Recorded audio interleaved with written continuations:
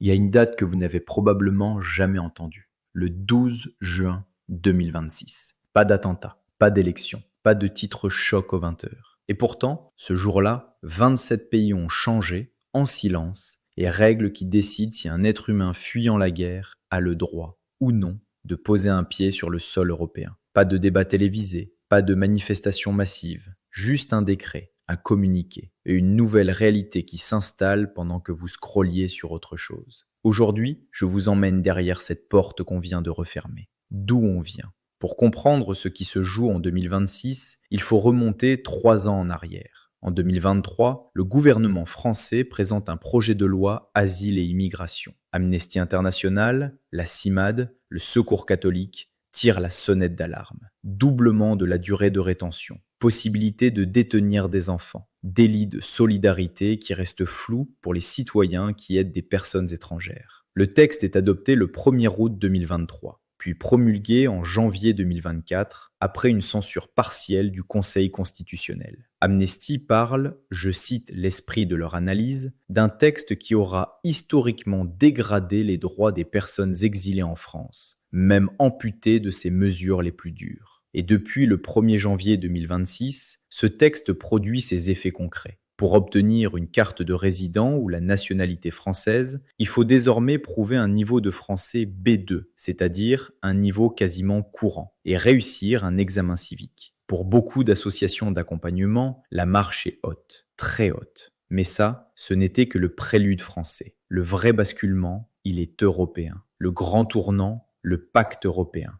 Depuis la crise migratoire de 2015 à 2016, l'Union européenne cherchait un accord introuvable sur la gestion de l'asile. Après presque 10 ans de négociations bloquées, un texte est enfin voté en 2024, le Pacte européen sur la migration et l'asile. Composé de 9 règlements et une directive, il entre pleinement en application le 12 juin 2026. Concrètement, qu'est-ce que ça change ? 3 mécanismes. 1. Le filtrage aux frontières extérieures. Toute personne arrivant sans document est désormais soumise à une procédure de tri accélérée avant même d'entrer sur le territoire européen au sens juridique du terme. 2. Des procédures d'asile expéditives, avec des délais extrêmement courts pour déposer et faire examiner sa demande. Des délais que les organisations de terrain jugent souvent intenables en pratique. 3. Un mécanisme de solidarité entre États membres. Chaque pays doit accueillir une part de demandeurs ou payer une compensation financière pour s'en dispenser.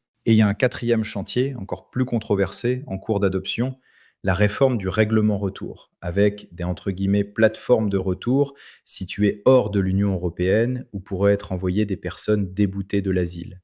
Une forme d'externalisation de la détention sur le modèle de l'accord entre l'Italie et l'Albanie.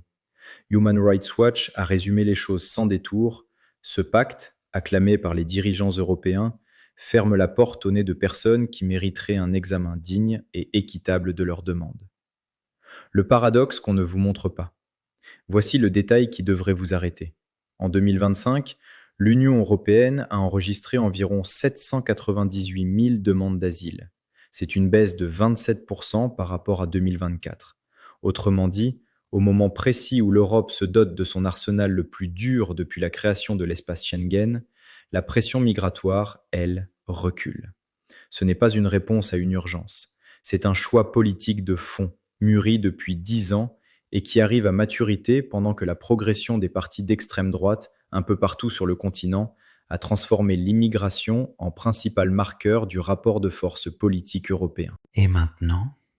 Alors, qu'est-ce que ça nous dit sur l'avenir ? D'abord que la question n'est plus « faut-il réguler les flux migratoires ?» Ce débat-là est tranché dans quasiment tout l'échiquier politique européen. Le vrai sujet, le seul qui reste ouvert, c'est jusqu'où on est prêt à aller pour le faire. Jusqu'à l'enfermement systématique, jusqu'à l'externalisation de la détention en dehors de nos frontières, jusqu'à la remise en cause silencieuse du droit d'asile lui-même, un droit qui n'est pourtant pas une faveur, mais un engagement international que les États ont signé Ensuite, que ce basculement se fait dans un angle mort médiatique presque parfait. Pas de grand débat, pas de référendum, des décrets d'application qui s'empilent au journal officiel entre deux vagues de chaleur estivale. Et enfin, que la France, loin de freiner ce mouvement, l'accompagne et l'anticipe. La loi CIAI de janvier 2026 en est la version nationale, le pacte européen de juin 2026 en est la version continentale. La vraie question qu'il faut se poser, ce n'est pas pour ou contre l'immigration, c'est dans quel type de société voulons-nous vivre quand le tri des êtres humains devient une procédure administrative parmi d'autres. Je ne vais pas vous dire quoi penser de ce pacte. Ce n'est pas mon rôle et la question mérite mieux qu'un slogan de fin de vidéo. Mais voici ce que je vous propose très concrètement. La prochaine fois qu'un mot comme pacte, décret ou ordonnance apparaît dans l'actualité sans faire de bruit, prenez 30 secondes. Cherchez qui l'a écrit, qui s'y oppose et pourquoi. Ce sont rarement les lois qu'on débat en prime time qui changent le plus de vie. Ce sont celles qu'on signe en silence un vendredi de juin. Si cette vidéo vous a donné envie d'y voir plus clair, dites-le en commentaire. Et si un sujet vous a marqué particulièrement, je creuse pour la prochaine.